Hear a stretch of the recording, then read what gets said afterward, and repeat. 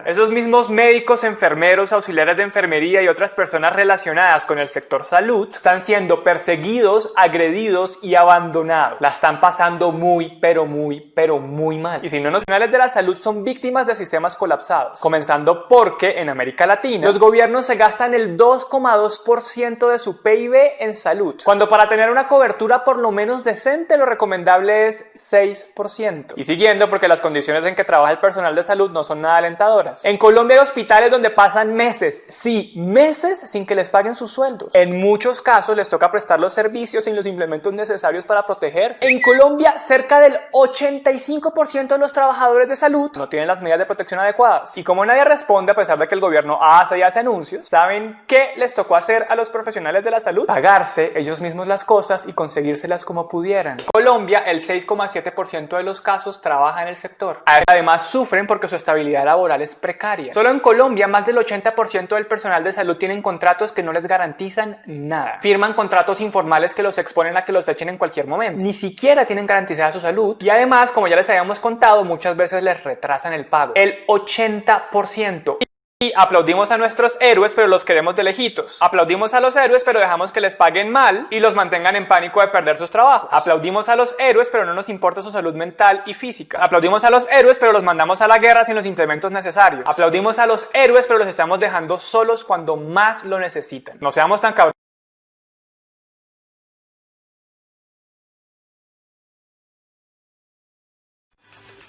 Listo, buenos días chicos, grado noveno. Entonces voy a explicar lo que tiene que ver con la guía de la tercera semana, que básicamente ahí lo que estamos viendo es la ley de Avogadro, pero quisiera entonces recordar las leyes que hemos visto. Hemos visto las leyes relacionadas con la presión, que está inversamente relacionado con el volumen, ¿cierto? Ley de Boyle. También hemos visto la ley de que la temperatura está relacionado directamente con el volumen, ley de Charles. ¿Listo? Y en este momento vamos a ver la ley pues de Avogadro. ¿Listo? Y la ley de Avogadro, para ver la ley de Avogadro vamos a empezar a ver unos cuestionamientos muy relacionados con la combinación de volúmenes de gases en una reacción química.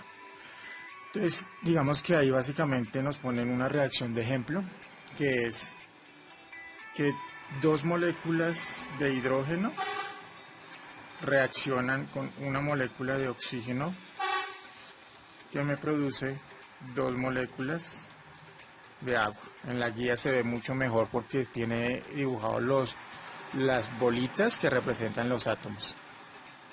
Pero básicamente nos están diciendo lo siguiente. Si yo asumo que yo trabajo con 1 litro de gas de hidrógeno, ¿cierto? 1 litro de gas de hidrógeno. 2 veces ese litro se va a combinar con 1 litro de oxígeno. O sea, 2 volúmenes de hidrógeno se combinan con un volumen de oxígeno para dar 2 volúmenes de 1 litro de agua. ¿Listo? De H2O. Eso es básicamente lo que nos dice la ley de combinación de los gases, que básicamente lo estudió o lo experimentó Gay-Lussac, y que digamos que nos va a dar pie para entender un poco pues básicamente las leyes de los gases. ¿Listo? Y la ley de Avogadro específicamente. Listo. Eso es lo que nos están diciendo frente a la ley de combinación de los gases. Entonces hay dos ejercicios. ¿Listo? Hay un ejercicio que nos dice que tenemos un recipiente. Entonces el ejercicio nos dice que hay un recipiente.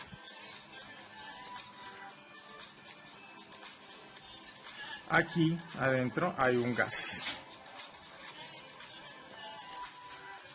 Entonces con ese ejercicio nos dice que tenemos que, tener en cuenta que hay un gas confinado.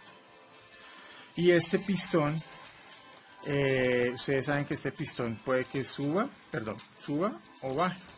¿Listo? Entonces se va a considerar los siguientes cambios. El primer cambio, que es, van a calentar el gas. ¿Listo? Y lo van a calentar teniendo el pistón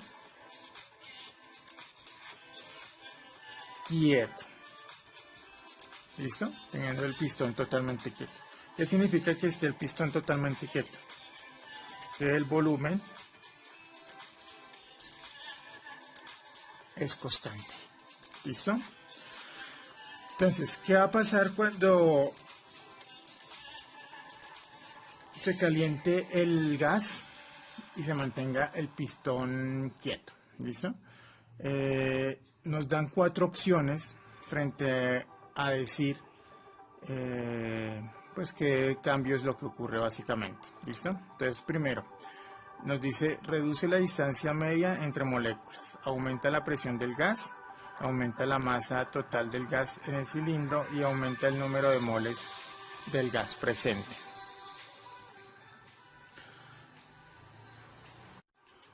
Listo, entonces digamos que en este momento nos dicen qué va a pasar con este gas cuando se calienta y se mantiene un volumen constante. ¿Listo? Entonces, cuando se calienta, las velocidades o la temperatura pues obviamente va a aumentar, ¿sí? Y el gas o las partículas de gas van a empezar a golpear una y otra vez, ¿sí?, las paredes del recipiente. ¿Por qué lo van a golpear una y otra vez cada vez más? Porque cuando se aumenta la temperatura, las moléculas se empiezan a mover muchísimo más rápido. Al moverse muchísimo más rápido y golpear contra las paredes, significa que la presión aumenta. ¿Listo? Eso para el primero. Nos dicen en la segunda opción, tenemos también el mismo recipiente, pero en la segunda opción nos dicen que se mueve el pistón para reducir el volumen. Ahí básicamente hablan de una reducción del volumen de 1 litro a 0,5 litros. Entonces lo que vamos a mirar es que el pistón va a quedar acá. ¿Listo? Este va a ser mi nuevo volumen. Y aquí va a estar confinado el gas. ¿Listo? ¿Qué pasa entonces cuando el volumen disminuye? Pues acuérdese que cuando el volumen disminuye, la presión es inversamente al volumen. Cuando el volumen disminuye, ¿qué pasa con la presión? Aumenta, precisamente. Entonces aquí lo que nosotros vamos a mirar es que también la presión va a aumentar. Y finalmente tenemos la opción de que el pistón se le va, oigamos, a este sistema con el gas, se va a inyectar más gas. ¿Listo? En ese caso, cuando se inyecta más gas, aumenta la masa total del gas, porque se está aumentando la cantidad de gas que hay dentro del recipiente.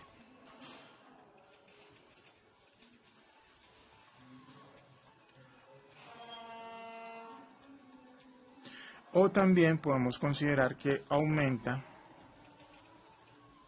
el número de moles. Esto aún no lo hemos visto, pero con que ustedes me respondan que es con el aumento de la masa total del gas, basta y sobra. Y finalmente nos dan una ecuación. Nos dan, por ejemplo, que el monóxido de carbono más el oxígeno me produce dióxido de carbono. Nos dicen que si se mezcla 2 litros de CO2 con 2 litros de O2, ¿qué volumen total final se tendrá una vez que la reacción haya llegado a su término. Tengan en cuenta que, así como en el ejemplo del agua, esto significa volúmenes, y esa es la cantidad de volúmenes. Y esta es la cantidad de volúmenes. Esto significa volúmenes, y esta es la cantidad de volúmenes. Si nosotros lo hacemos así, vamos a mirar que dos volúmenes de monóxido de carbono, ¿sí?, o de CO, se combina con un volumen de O2 para producir dos volúmenes de CO2. ¿Listo? Ojo, nos dicen que se mezclan dos volúmenes de CO2 con dos volúmenes de O2. O sea, la mezcla es, o el ejercicio más bien, dos volúmenes de CO con dos volúmenes de O2. Dos volúmenes con O2. Entonces nos dicen que cómo queda la reacción, ¿sí?, después de que se haya llegado a su término. Entonces fíjese, cuando tenemos esto, se producen dos volúmenes de CO. Estos dos volúmenes de CO, por la ecuación que tenemos acá, solamente reaccionan con un volumen de O2. ¿Listo? Para producir dos volúmenes de CO2. Pero no tenemos un volumen de O2, tenemos dos volúmenes de O2. Entonces, ¿qué significa? Que un volumen de O2 no reaccionó.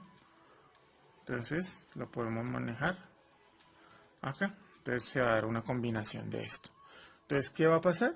Que cuando usted combine dos volúmenes de CO2 con dos volúmenes de O2, entonces, dos volúmenes de CO se va a combinar con un volumen de O2 para producir dos volúmenes de CO2.